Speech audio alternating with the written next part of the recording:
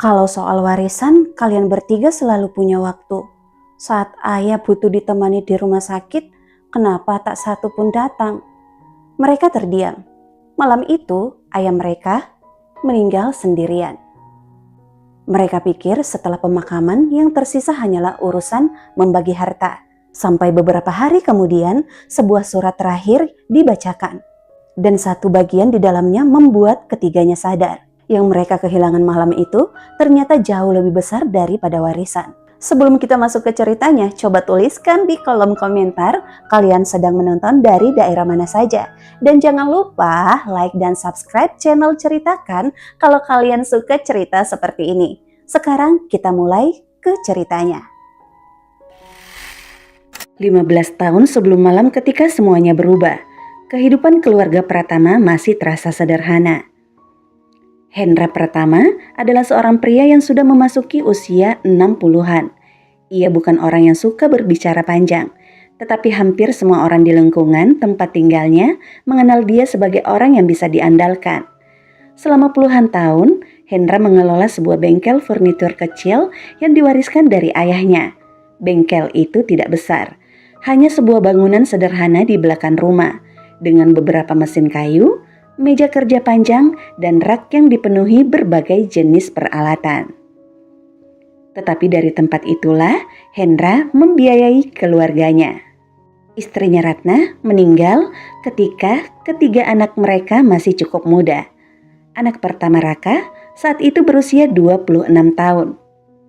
Maya berusia 22, sedangkan Dimas baru berusia 17 tahun. Sejak Ratna tidak ada, Hendra membesarkan mereka seorang diri. Ia tidak menikah lagi, bukan karena tidak pernah mendapat kesempatan. Beberapa orang pernah menyarankannya untuk memulai hidup baru. Namun Hendra selalu menjawab sederhana, "Anak-anak masih butuh ayah." Dan kalimat itu benar-benar ia jalani. Raka sebagai anak sulung tumbuh menjadi pemuda yang keras bekerja. Ia membantu ayahnya di bengkel sejak remaja. Raka tahu persis berapa banyak pengorbanan yang dilakukan ayahnya untuk keluarga. Tetapi semakin dewasa, Raka juga semakin ingin keluar dari kehidupan sederhana itu. Ia ingin punya usaha sendiri, ingin memiliki kendaraan bagus, dan juga ingin dikenal sebagai orang sukses. Maya berbeda. Ia tidak seambisius kakaknya, tetapi sangat perhitungan. Maya menikah muda dan tinggal bersama suaminya di kota lain. Ia bukan anak yang jahat, ia masih sering menelpon ayahnya. Tetapi setiap kali berbicara, selalu ada satu masalah yang membuat Maya merasa hidupnya semakin berat. Uang, biaya sekolah anak, cicilan, kebutuhan rumah tangga, dan masalah pekerjaan suaminya. Sedangkan Dimas adalah anak yang paling dekat dengan ayahnya ketika masih kecil. Hendra selalu mengatakan bahwa Dimas adalah anak yang paling banyak membuatnya khawatir. Bukan karena Dimas nakal, tetapi karena Dimas terlalu mudah mengambil keputusan tanpa memikirkan akibatnya. Ketika kuliah, Dimas beberapa kali meminta bantuan ayahnya. Ketika gagal membuka usaha, Hendra membantunya. Ketika Dimas terlilit utang, Hendra juga membantunya. Dan ketika Dimas akhirnya mendapatkan pekerjaan di kota lain, Hendra hanya berkata, "Dimas, jangan lupa pulang ya nak." Dimas selalu menjawab, "Iya ayah." Tetapi semakin lama, kata-kata itu semakin sering hanya menjadi janji. Setelah anak-anaknya dewasa, Hendra sebenarnya tidak pernah menuntut banyak. Ia tidak pernah meminta mereka membalas semua pengorbanannya. Ia hanya ingin satu hal. Anaknya sesekali pulang, anaknya makan bersama, duduk bersama anak-anaknya sebentar, dan mendengar cerita anak-anaknya. Itu saja.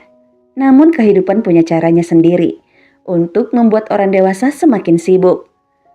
Raka menikah dan mulai mengembangkan usaha furniturnya sendiri. Maya fokus pada keluarganya. Dimas mendapatkan pekerjaan yang membuatnya harus sering bepergian. Awalnya mereka masih rutin pulang, tetapi lama-kelamaan kunjungan itu semakin jarang. Telepon yang dulu bisa berlangsung 1 jam berubah menjadi 5 menit. Ayah, Raka lagi sibuk. Ayah, nanti Maya telepon lagi ya. Yah, Dimas lagi di luar kota nih. Hendra selalu menjawab, iya nak, kerja yang baik. Ia tidak pernah memaksa. Di dalam kamar, terkadang ia melihat foto lama istrinya. Anak-anak sudah besar ya Bu. Ia tersenyum kecil. Cuma kayaknya sekarang mereka sudah punya dunianya masing-masing.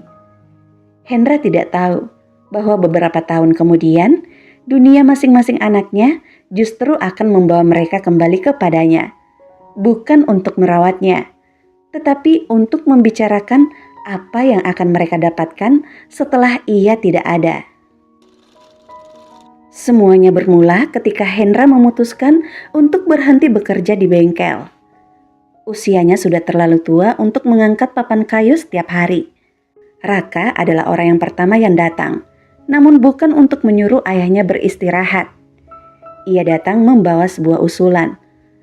Ayah, bengkel itu jangan diteruskan. Hendra menatap anaknya. Kenapa? Kalau ayah sudah gak sanggup mengurus, jual aja ya. Hendra hanya diam. Buat apa? Ya daripada nanti terbengkalai. Hendra menggeleng. Bengkel ini bukan cuma soal uang. Raka mendengar itu hanya menghela napas. Ayah terlalu sentimental nih. Memang, jawab Hendra. Raka kemudian pergi. Beberapa minggu setelah itu Maya pulang. Ia melihat kondisi ayahnya yang mulai kesulitan berjalan. Ayah tinggal sendiri terus. Memangnya kenapa, Tondok? Kalau sakit gimana, Ayah? Hendra hanya tersenyum. Masih bisa jalan kok, Ayah. Maya hanya menggeleng. Kita harus cari cara untuk bantu Ayah. Hendra mengangguk. Itu bagus. Namun ketika pembicaraan berlanjut, Maya mulai merasa tidak nyaman. Karena ternyata biaya perawatan tidak murah. Yah, kalau begini terus siapa yang bayar? Hendra hanya menatap anaknya. Jangan pikirkan uang. Justru harus dipikirkan ayah. Hendra tidak menjawab. Maya pulang dengan perasaan campur aduk. Tidak lama kemudian, kabar tentang kondisi Hendra sampai kepada Dimas. Dimas menelpon. Ayah sakit. Cuma capek, Nak. Raka sama Maya ada di sana ya, Ayah? Ada. Baguslah. Dimas, iya ya. Kalau bisa pulanglah nak. Hening beberapa detik. Nanti aku usahakan ya ayah. Hendra hanya menjawab, iya. Beberapa bulan kemudian kondisi Hendra semakin menurun. Ia tidak membutuhkan bantuan setiap menit. Tetapi ia mulai kesulitan melakukan beberapa hal sederhana. Membawa barang, pergi ke rumah sakit, mengurus obat, dan menyiapkan makanan ketika tubuhnya sedang lemah. Hendra kemudian mengusulkan agar ketiga anaknya bergantian menemaninya. Raka langsung keberatan. Ayah kan tahu sendiri saya punya usaha. Maya berkata, aku juga punya anak ayah. Dimas bahkan tidak bisa memastikan kapan bisa pulang. Akhirnya mereka membuat jadwal. Minggu pertama Raka, minggu kedua Maya, minggu ketiga Dimas. Tetapi jadwal itu hanya bertahan sebentar. Raka beberapa kali mengganti jadwal. Maya meminta suaminya mengantar karena ia tidak bisa meninggalkan anak. Dimas membatalkan 2 kali karena pekerjaannya. Suatu malam, ketiganya berkumpul di rumah ayah mereka. Bukan karena ingin menemani, mereka datang karena Raka meminta membicarakan bengkel. Aku rasa bengkel itu harus dijual. Maya langsung menyaut, kenapa harus kamu yang menentukan? Karena aku yang paling tahu nilainya. Dimas hanya tertawa kecil.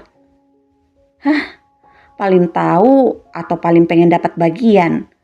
Raka menatap adiknya. Kalau kamu memang gak mau, jangan ikut campur. Lah, ini juga bagian aku. Hendra yang duduk di kursi ruang tengah akhirnya bicara. Bagian? Ketiga anaknya terdiam. Hendra melihat mereka satu persatu. Bengkel itu masih milik ayah. Dan Raka pun menjawab, Kami cuma sedang memikirkan masa depan ayah. Siapa juga yang meminta kalian memikirkan masa depan ayah? Tidak ada yang menjawab. Hendra kemudian berdiri. Kalau kalian datang hanya untuk membicarakan apa yang kalian dapat setelah ayah meninggal, lebih baik kalian pulang. Kalimat itu membuat suasana menjadi hening. Raka merasa tersinggung. Ayah jangan salah paham. Hendra masuk kamar. Maya menatap kakaknya. Udah jangan diterusin. Namun Dimas justru berkata, setidaknya sekarang kita tahu apa yang sebenarnya ada di kepala masing-masing. Beberapa minggu kemudian, pertengkaran itu semakin sering terjadi. Raka ingin bengkel dipertahankan karena menurutnya usaha tersebut memiliki nilai yang tinggi. Maya ingin menjualnya dan membagi hasilnya. Dimas tidak terlalu peduli dengan bengkel. Ia lebih tertarik pada sebidang tanah yang selama ini digunakan sebagai tempat penyimpanan kayu. Tanahnya lebih berharga daripada bengkelnya, katanya. Raka langsung menatapnya. Kamu sekarang sudah mulai menghitung tanah. Kenapa? Kamu sendiri dari awal menghitung bengkel? Maya mengusap wajah. Bisa nggak kita berhenti ngomongin warisan di depan ayah? Dimas menjawab pelan. Memangnya salah? Maya terdiam. Karena jauh di dalam hatinya, ia sendiri sudah pernah menghitung. Kalau bengkel dijual, kalau tanah dibagi, kalau tabungan ayah masih ada, ia bisa melunasi sebagian cicilan. Raka bisa memperbesar usahanya, Dimas bisa membayar utang. Tidak ada yang mengatakannya terang-terangan. Tetapi mereka semua memikirkannya. Suatu sore, Hendra tiba-tiba jatuh ketika hendak mengambil obat. Ia tidak bisa bangun sendiri. Ia meraih telepon. Orang pertama yang ia hubungi adalah Raka. Tidak diangkat. Lalu mencoba Maya, tidak diangkat juga. Terakhir ia menelpon Dimas. Telepon tersambung. Halo ayah, Dimas. Suara Hendra terdengar pelan. Ayah jatuh nak. Dimas langsung panik. Di mana ayah? Di kamar. Aku telepon Raka ya. Jangan. Kenapa? Dia pasti sibuk. Dimas terdiam. Aku ke sana ayah. Tetapi Dimas baru bisa tiba beberapa jam kemudian. Sementara itu tetangga Hendra yang bernama Pak Beni datang setelah mendengar suara benda jatuh. Pak Beni membantu Hendra duduk. Ketika Dimas akhirnya sampai, Hendra sudah berada di ruang tengah. Dimas memeluk ayahnya. Kenapa ayah nggak bilang dari tadi? Hendra tersenyum. Ayah kan sudah bilang nak. Dimas menunduk. Untuk pertama kalinya ia merasa bersalah. Namun perasaan itu hanya bertahan beberapa hari. Karena setelah kondisi Hendra membaik, pembicaraan tentang harta kembali muncul. Suatu malam Hendra meminta ketiga anaknya datang. Mereka duduk di ruang makan. Hendra terlihat jauh lebih lelah daripada biasanya. Ayah mau ngomong sesuatu. Raka, Maya dan Dimas menunggu. Ayah tahu kalian sedang membicarakan apa. Maya menunduk. Ayah tahu, kalian takut nanti semuanya jadi ribut setelah ayah udah gak ada. Hendra berhenti. Karena itu, ayah sudah memikirkan semuanya. Raka langsung bertanya, ayah bikin wasiat? Hendra menatapnya. Kenapa pertanyaan pertama kamu selalu soal itu? Raka tidak menjawab. Hendra kemudian berkata, yang ayah minta cuma satu. Mereka menunggu. Selama ayah masih hidup, jangan perlakukan ayah seperti barang yang sedang menunggu untuk dibagi. Tidak ada yang bicara. Hendra menatap anak-anaknya. Kalau suatu hari ayah benar-benar sudah gak ada, ambil apapun yang memang menjadi hak kalian. Ia menarik napas. Tapi jangan rebut sesuatu yang bahkan belum waktunya kalian miliki. Maya mulai menangis. Maaf ayah. Hendra tersenyum. Sudah. Raka berdiri. Ayah terlalu memikirkan ini. Hendra hanya menjawab. Mungkin nak. Malam itu mereka pulang. Dan untuk beberapa hari semuanya terasa lebih tenang. Tetapi ketenangan itu ternyata hanya sementara. Beberapa hari setelah pertemuan itu, Hendra membuat keputusan yang tidak diketahui ketiga anaknya. Ia meminta Pak Beni membantu mencari seseorang yang bisa datang beberapa kali seminggu untuk membantunya. Bukan karena ia ingin menggantikan anak-anaknya. Ia hanya sudah lelah menunggu. Hendra mulai mengurus kehidupannya sendiri dan juga mulai membereskan berbagai dokumen. Namun ada satu hal yang tidak pernah ia ceritakan pada siapapun. Hendra menyimpan sebuah buku catatan kecil milik istrinya. Buku itu berisi catatan lama tentang ketiga anak mereka. Bukan tentang uang, bukan tentang harta, melainkan tentang pengorbanan kecil yang pernah dilakukan masing-masing anak. Hendra tidak pernah membuangnya. Waktu berjalan, Raka semakin sibuk dengan usahanya. Maya menghadapi masalah rumah tangganya. Dimas kehilangan pekerjaan dan seperti biasa ketika masalah datang, mereka kembali menghubungi ayahnya. Dimas datang lebih dulu.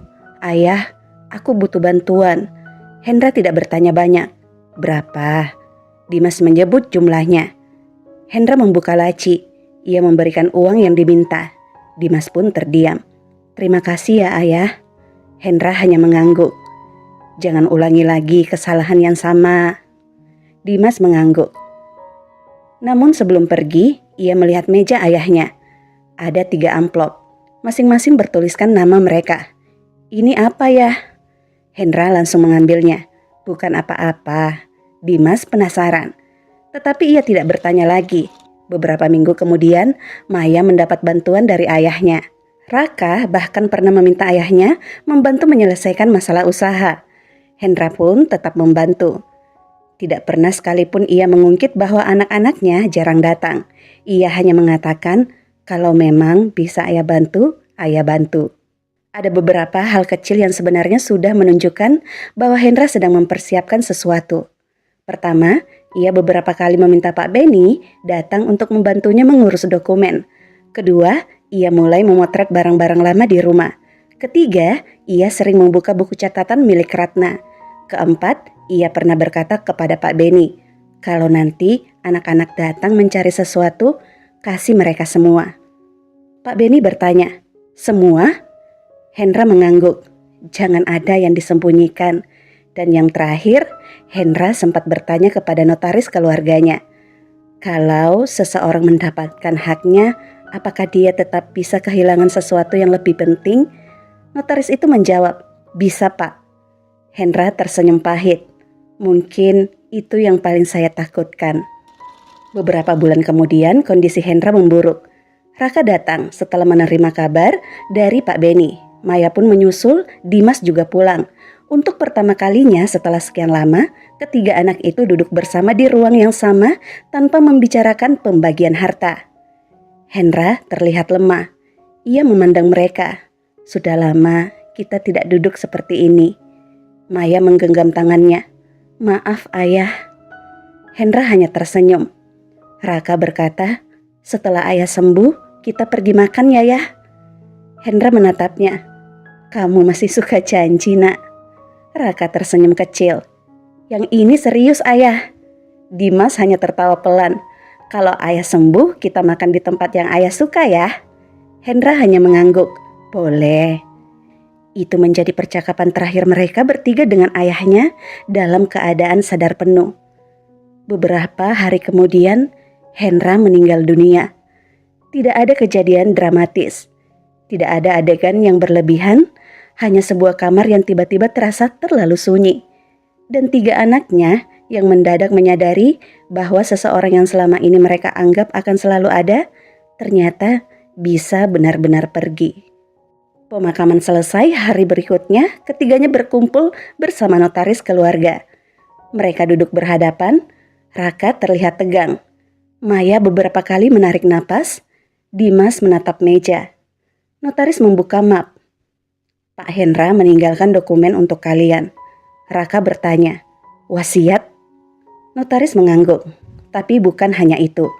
Ia mengeluarkan 3 amplop, nama mereka tertulis di sana. Raka, Maya, Dimas, masing-masing mendapatkan 1. Namun sebelum mereka membuka amplop itu, notaris berkata, "Ada 1 surat yang harus kalian baca bersama." Ia mengeluarkan satu lembar surat terakhir. Surat itu ditulis tangan oleh ayahnya. Maya mulai membacanya. Untuk anak-anak ayah. Maya berhenti sebentar. Kemudian melanjutkan. Kalau kalian membaca surat ini, berarti ayah sudah tidak bisa lagi memanggil kalian pulang.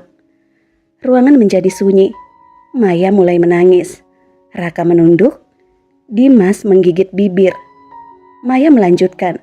Ayah tahu, selama beberapa tahun terakhir, kalian sering membicarakan apa yang akan terjadi dengan semua yang ayah tinggalkan. Maya berhenti. Raka menutup wajahnya.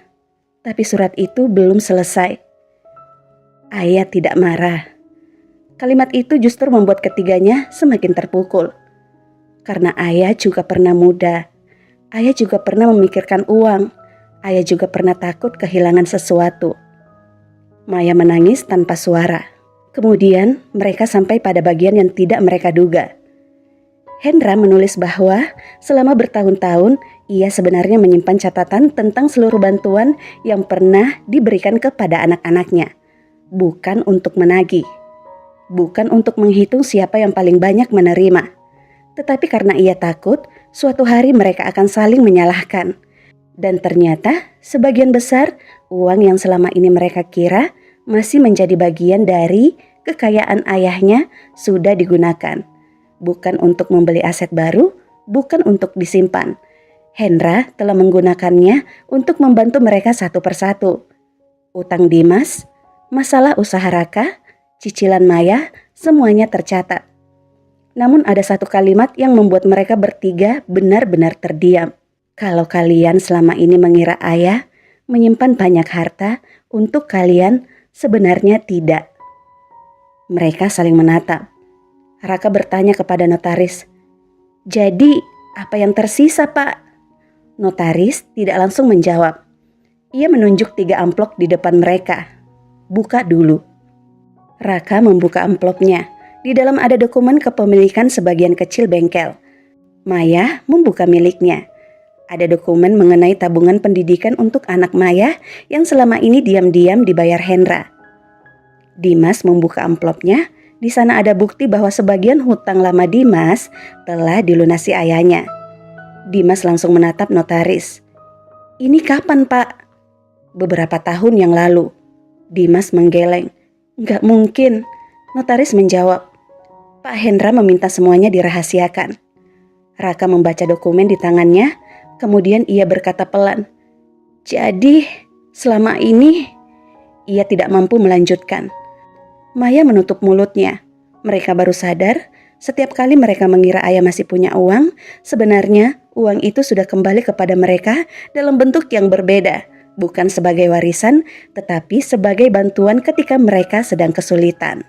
Maya tiba-tiba teringat satu kejadian. Beberapa bulan sebelum ayahnya meninggal, Hendra pernah menelpon. "Maya, kalau besok kamu senggang temani ayah ke rumah sakit ya." Saat itu Maya sedang sibuk. Maya menjawab, "Besok gak bisa ya." Hendra berkata, "Oh, tidak apa-apa nak." Maya baru tahu kemudian bahwa hari itu Hendra pergi sendiri. Raka juga teringat pernah suatu malam ayahnya mengirim pesan. "Raka, kalau sempat pulang nak." Raka membaca pesan itu, tetapi tidak membalas. Ia berniat menelpon keesokan harinya. Keesokan harinya berubah menjadi minggu berikutnya. Dimas pun tidak lebih baik. Ia teringat ketika ayahnya meminta, "Jangan lama-lama di kota, sekali-kali pulanglah." Dimas menjawab, "Nanti ya kalau sudah ada waktu." Ternyata waktu itu tidak pernah datang. Dimas menundukkan kepala. "Aku bahkan gak sempat nemenin ayah." Maya menangis. "Bukan cuma kamu." Raka diam. Maya menatap kakaknya. "Kita semua." Raka akhirnya berkata, "Yang kita pikirkan selama ini malah apa yang bakal kita dapat." Tidak ada yang membantah. Beberapa hari setelah itu, ketiga bersaudara mulai memeriksa seluruh dokumen peninggalan ayah. Dan mereka menemukan sesuatu yang membuat perasaan mereka semakin berat. Hendra ternyata tidak memiliki kekayaan sebesar yang mereka bayangkan. Bengkel memang masih ada, Tanah juga masih ada, tetapi nilainya jauh lebih kecil dibandingkan angka yang selama ini mereka bayangkan. Sebagian aset telah digunakan untuk kebutuhan hidup, sebagian untuk membantu anak-anak, sebagian lagi untuk biaya perawatan Hendra. Mereka selama ini berebut sesuatu yang bahkan tidak sebesar dugaan mereka. Tapi ironisnya, justru itulah yang membuat mereka malu. Karena yang mereka pertengkarkan ternyata tidak seberapa dibandingkan apa yang sudah diberikan ayah mereka selama hidup. Namun, konsekuensi terbesar bukan soal uang. Hubungan ketiganya mulai berubah. Raka yang selama ini merasa dirinya paling banyak membantu ayahnya mulai sadar bahwa ia tidak pernah benar-benar hadir. Maya mulai menyadari bahwa kesibukannya tidak bisa menjadi alasan untuk selalu mengabaikan orang tua. Dimas paling terpukul karena selama ini ia selalu merasa sebagai anak yang paling dekat dengan ayahnya. Padahal ketika ayahnya benar-benar membutuhkan seseorang, ia juga tidak ada. Beberapa minggu setelah pemakaman, mereka kembali ke rumah ayahnya. Ruang tengah masih sama. Kursi ayah masih berada di tempatnya. Jam dinding masih berbunyi. Cangkir kesukaan Hendra masih tersimpan di rak. Dimas mengambilnya. Ayah selalu pakai ini. Maya menjawab, iya. Raka berdiri di dekat jendela. Kenapa rumah ini sekarang terasa beda? Maya menatapnya, karena orangnya sudah gak ada. Raka menghela napas.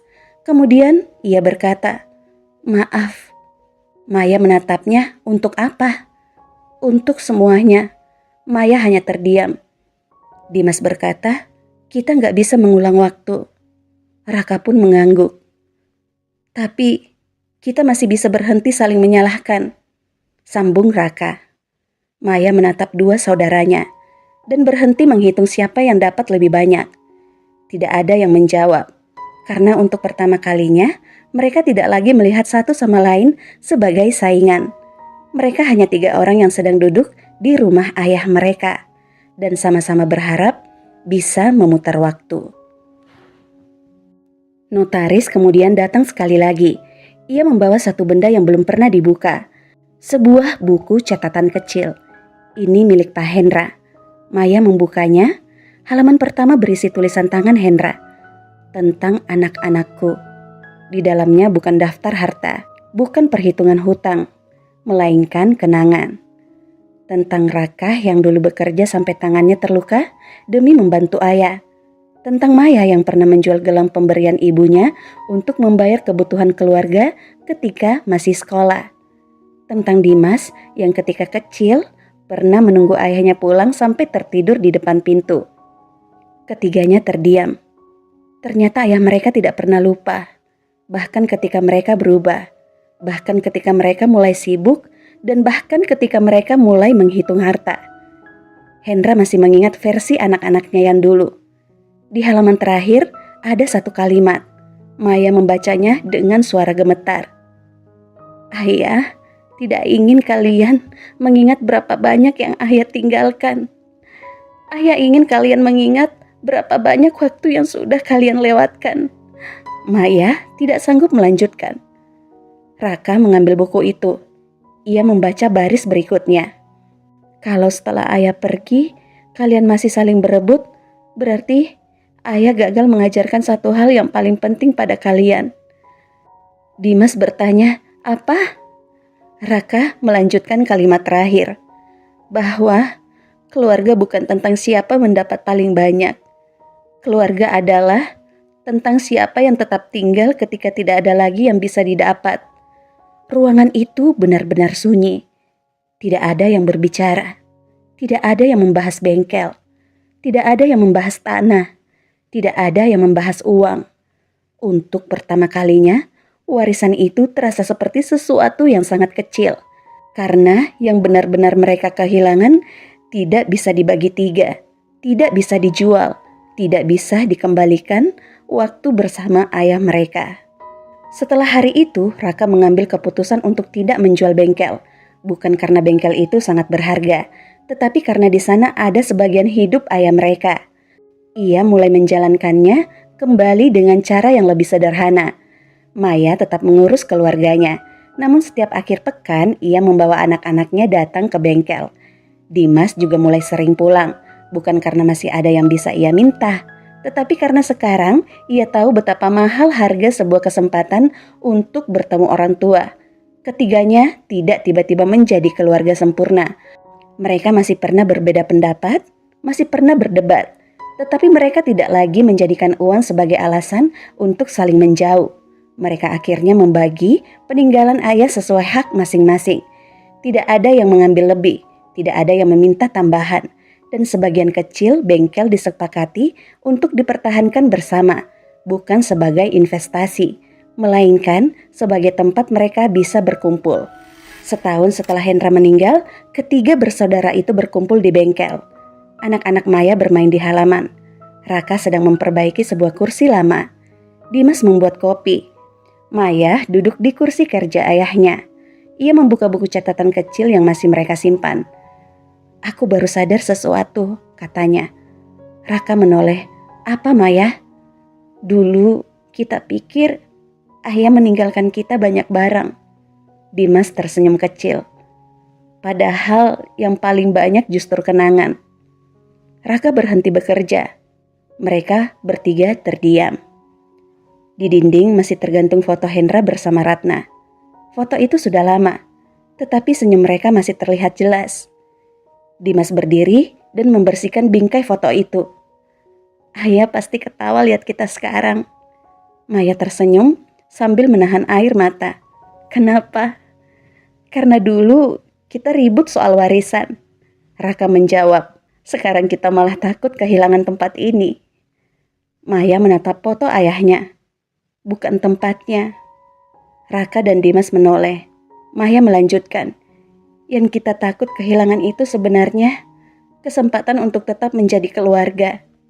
Tidak ada yang menjawab, karena mereka tahu kesempatan itu hampir saja hilang bersama kepergian ayah mereka. Mereka memang masih memiliki peninggalan Hendra, tetapi tidak ada satupun dari peninggalan itu yang bisa mengembalikan satu sore bersama ayah. Tidak ada uang yang bisa membuat mereka mendengar lagi suara, "Kalau sempat pulang ya nak." Tidak ada warisan yang bisa mengulang satu kesempatan ketika ayah mereka masih menunggu di ruang tengah. Dan mungkin itulah bagian paling menyakitkan dari surat terakhir Hendra. Ia tidak menghukum anak-anaknya. Ia hanya sedang mengingatkan mereka tentang sesuatu yang baru mereka pahami setelah semuanya terlambat. Ada hal-hal dalam hidup yang boleh dibagi, tetapi waktu bersama orang tua bukan salah satunya. Cerita pun berakhir. Kalau kalian berada di posisi Raka, Maya, dan Dimas, apa yang paling nih kalian sesali dari cerita ini? Dan menurut kalian, apakah berebut warisan bisa membuat sebuah keluarga kehilangan sesuatu yang jauh lebih berharga? Nah, tulis pendapat kalian di kolom komentar. Dan jangan lupa like dan subscribe channel Ceritakan untuk cerita lainnya. Sampai jumpa di cerita berikutnya.